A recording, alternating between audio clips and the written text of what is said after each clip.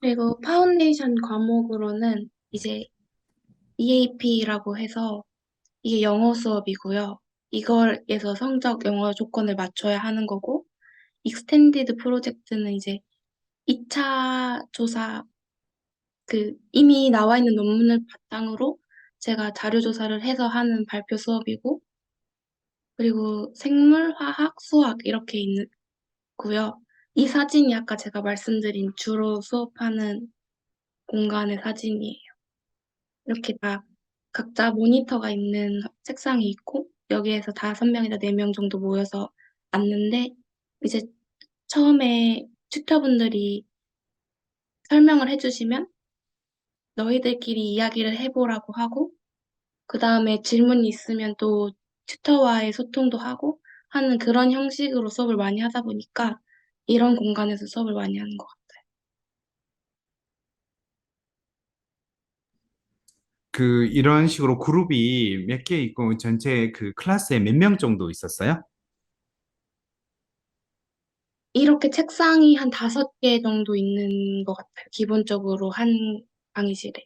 아, 그래서 4명이면 20명, 5명이면 25명, 뭐 이런 식으로 네. 구성이 돼 있고. 그러면 수업 시간에도 계속 대화하는 그런 분위기인가요? 수업 시간에도 그룹 활동으로도 많이 하는 것 같아요.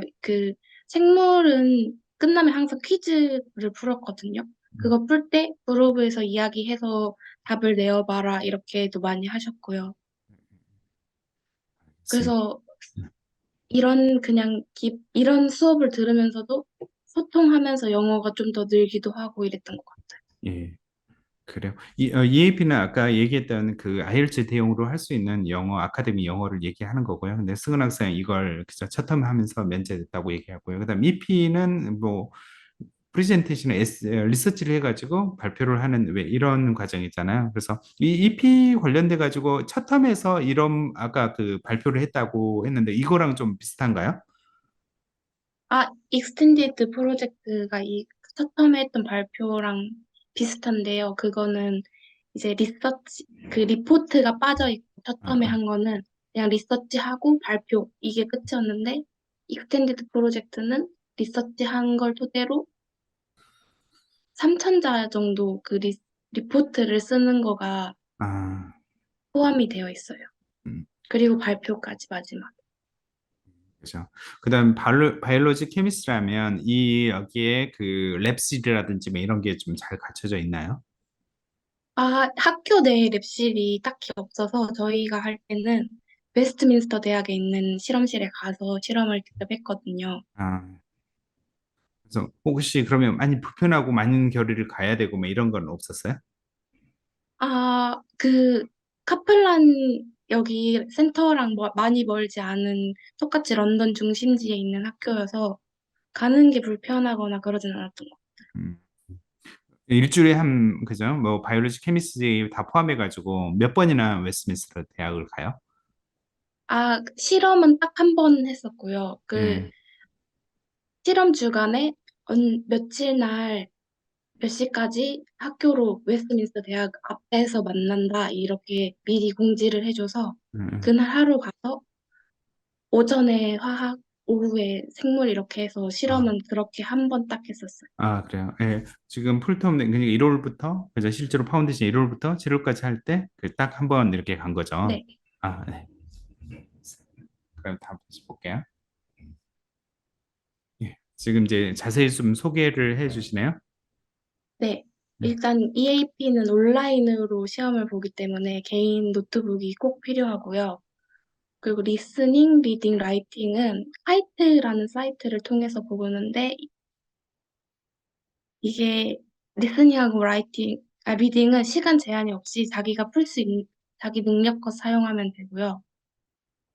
이 리딩까지 코스가 끝나면 라이팅이 시작이 되는데 이거는 이제 시간 제한과 글자 수 리밋이 있어서 이거를 최대한 많이 쓰는 게 점수 많이 받는다고 하더라고요. 그리고 스피킹은 따로 이메일이 와서 줌으로 하는 날짜가 정해져서 이메일이 와요.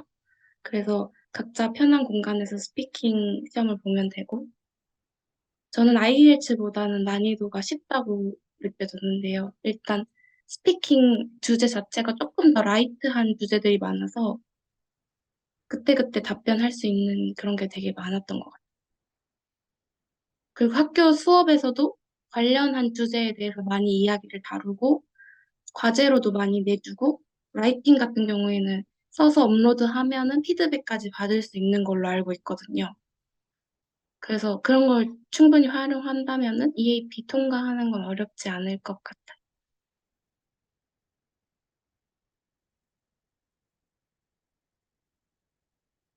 그리고 익스텐디드 프로젝트는 이제 세컨더리 리서치인데 주제 선정은 자신이 알아서 하는 건데 본인이 관심 있는 분야나 전공을 관련해서 하는 게 좋을 것 같고요. 이게 저도 처음에 관심 있던 분야가 따로 있었는데 영어로 서치를 하다 보니까 관련된 학술 논문이 많지 않더라고요. 그래서 저는 중간에 주제를 한번 바꿔서 좀 관련된 논문이 많은 주제로 한번 바꿨거든요. 그래야지 이제 나중에 리포트 쓸 때 가지고 올 자료들이 많기 때문에 그런 것도 한번 고려해서 주제를 고민해 보는 게 좋을 것 같아요. 그리고 평가에 포함되지 않는 과제들이 중간중간에 되게 많거든요. 그게 평가에 포함되지 않는다고 해서 그냥 넘기면 피드백을 받을 수가 없어서 그게 평가에 포함되지 않는다고 하더라도 꼭 완성을 안 하더라도 제출을 하면은 그 부분까지 해서 피드백을 많이 잘 해주시더라고요. 그래서 꼭 과제 제출은 꼭 하셨으면 좋겠어요. 그리고 생물은 A레벨 자료를 바탕으로 수업을 하시는 것 같고요. 생물 같은 경우에는 되게 광범위한 내용을 배우기 때문에 이게 암기할 게 되게 많아요. 그리고 비슷한 용어들도 되게 많기 때문에 이거를 나중에 시험 볼 때쯤 해서 정리해야지 하면은 할 일이 되게 많아지기 때문에 그때그때 좀 복습하고 이런 게 도움이 될 것 같아요. 그리고 시험 전주에 항상 모크 테스트라고 시험이랑 되게 비슷한 환경에서 문제 형식도 되게 비슷하게 나오는 시험을 보거든요. 그래서 그거를 통해서 이제, 아, 이런 주제에 이런 문제가 나올 수 있겠구나 하는 거를 미리 알 수 있기 때문에 그것도 되게 활용해 보는 게 도움이 많이 될 것 같아요.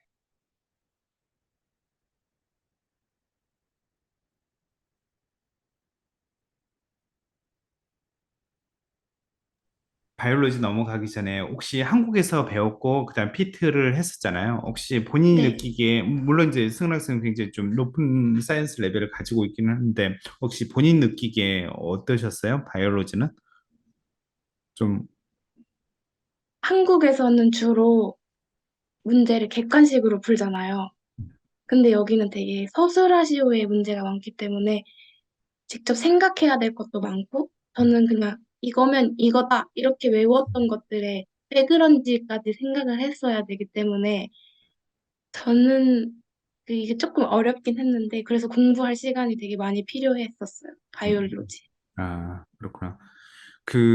사실 뭐, 문과 학생도 바이올로지는 또 하고 하는데, 또, 그죠. 좀 과정은 똑같은 것 같아요. 외워야 될 게 너무 많다. 되게 그 N레벨 하는 맞아요. 학생들도 바이올로지는 어렵다, 쉽다가 아니라 되게 막 짜증이 난 다음에 이런 표현들이 많거든요. 그래서 바이올로지는 계속 좀 외워야 되는 거, 또 실제로 암기가 너무 많이 있으니까, 네. 예, 그렇게 하시면 될 것 같고요. 그다음 문과 학생들 사실은 바이올로지는 충분히, 그죠. 커버할 수 있고요. 그다음에 케미스트리, 예. 케미스트리는 한국에서 했던 것보다 좀 문제 수준 자체는 되게 쉬웠어가지고, 기본적인 레벨에서 연습을 하시면 될 것 같고요. 그리고, 어, 이건 VLE의 연습 문제들이 되게 많거든요. 그리고 수업 시간에 하는 연습 문제랑 되게 비슷한 수준들로 시험이 구성되기 때문에, 그리고 생물에 비해 객관식이나 단답형 문제 수가 많았어요, 훨씬. 그래서 이거는 공부하기 훨씬 더 편하실 거라고 생각해요. 한, 그, 생물에 비하시면. 그리고 이것도 마찬가지로 모크 테스트에서 주제별로 어떤 문제가 나오는지 문제 형식이 되게 비슷하게 나오기 때문에 모크 테스트 시험 때 꼭 놓치지 말고 그날 가서 시험을 보셔야 하고요. 그리고 공학용 계산기가 필요하다 보니까 이 계산기가 익숙하지 않으면 또 시험 시간이 되게 잡아먹더라고요. 그래서 이거를 연습해 두시는 것도 좋을 것 같아요. 네, 질문이 있는데 공학용 계산기는 가서 사셨어요? 비용은 어느 정도 돼요? 저는 아마존 통해서 샀던 것 같은데요. 그냥 카시오에서 나오는 기본적인 공학용 계산기 한국에서 사가셔도 될 것 같아요. 비용은 뭐 그죠? 그렇게 비싸지는 비싸지만 않았던 네, 것 같아요.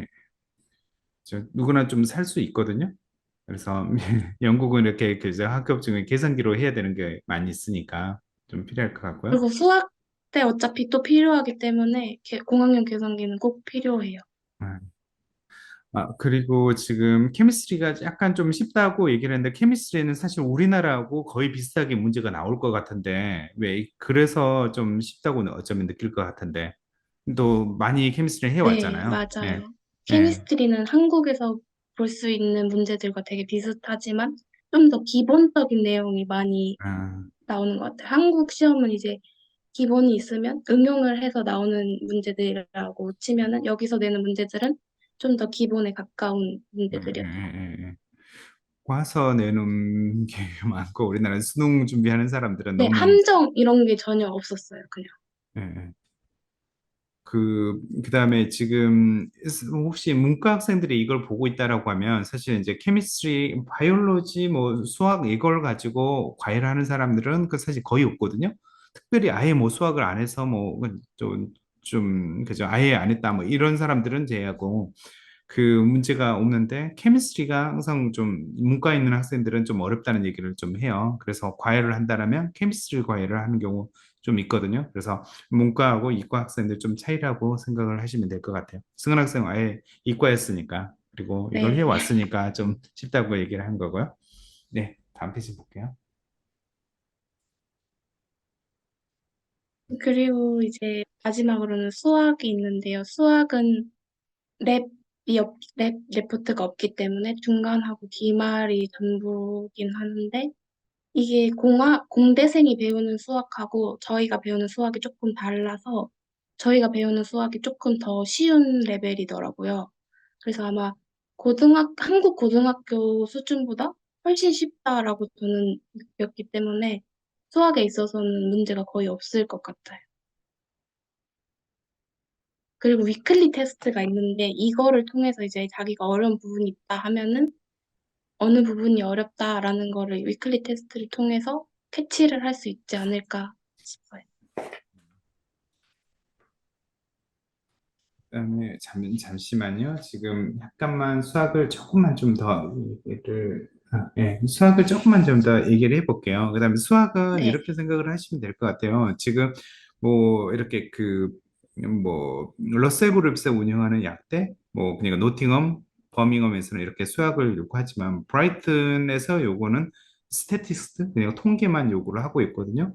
그리고 기본적으로 이제 화학에서 약대에서 사용할 수 있는 게 뭐 그저 기본적인 칼큘레이션 계산 정도거든요. 그러니까 높은 수준의 수학이라든지 뭐 이런 건 필요하지 않기 때문에 수업 구성도 좀 어렵지 않는 편으로 해놓거든요. 그러니까 문과든 이제 이과든 수학은 공통된 의견이거든요. 어려운 거 하나도 없다. 왜 이런 부분이거든요. 그래서 혹시라도 그 뭐 브라이튼 생각을 하시면 브라이튼 세미나를 해놨거든요. 그 학생이 또 수학에 대해서 그죠? 딱 그죠? 수업 시간에만 집중하면 될 정도 네, 이런 얘기를 좀 했거든요. 그래서 하지만 여기 버밍엄은 수학 거기는 통계고 버밍엄은 수학이니까 수학은 그래도 조금 공부를 좀 해야 되고요. 그리고 오른쪽에 사진이 보니까 좀 소그룹 뭐 사진인 것 같긴 한데 여기는 어떨 때 쓰는 거예요? 아, 이 공간은 2층에 있는 공간은 보통 튜터분들이 사용하실 때도 있고, 만약에 그 시간표가 거기 붙어 있거든요. 거기서 비어 있는 시간이다 하면 학생들도 자유롭게 사용할 수 있는 공간이고요. 보통은 그냥 그룹끼리 모여서 뭐 하고 싶을 때나 아니면은 그냥 좀 조용한 공간에서 공부를 하고 싶을 때 많이 사용하는 것 같아요. 음, 자유롭게 사용할 수 그래요. 이런 공간들이 되게 많이 보이는 것 같아요. 여기에서는. 네, 그래서 실제로, 2층뿐만 아니라 예, 1층에도 몇 개 있고 그랬던 것 같아요. 예.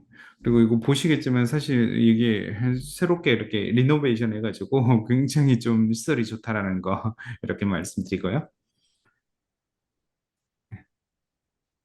그리고 학습적인 부분 외에 어플라이드 러닝 위크라는 주간이 있는데요.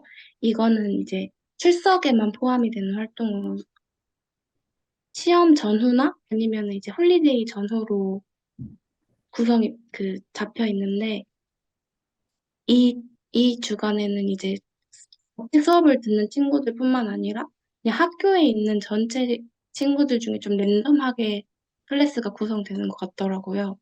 그래서 정말 다양한 사람들을 만날 수 있는 기회가 되고 카플란에서는 졸업을 하기 위해서 이 포트폴리오를 작성을 해야 하는데 저는 이때 했던 활동 위주로 작성을 많이 했거든요. 여기 오른쪽에 보이는 건 제가 만들었던 팜플렛 같은 건데 한국에 있는 이제 이강인 선수를 소개하는 팜플렛을 만들어 어떤 활동을 했었어요. 혹시 축구 좋아하세요? 아, 네, 저는 축구도 좋아해서 거기 있는 동안 축구도 좀 보러 가고 그랬었어요. 어떤 경기 보러 갔었어요? 저는 토트넘 경기도 보러 갔고요. 그 맨시티 경기도 맨체스터까지 놀러 가서 한번 보러 간 적 있어요. 네. 아, 혹시 축구 좋아해가지고 영국을 선택한 건 아니세요? 아, 그런 건 아닌데 가서 많은 사람들 만나다 보니까 조금 더 관심이 생겨서 챙겨보게 된 경우인 것 같아요. 네. 알겠습니다. 저희 학생은 실제로 축구 때문에 영국에 관심이 있어가지고 유학도 영국으로 간다는 사람들 꽤 많거든요. 물론 이 공부는 그죠? 축구로 공부하는 건 아니고 여러 가지 다양한 전공이긴 한데 다음 페이지 한번 볼게요.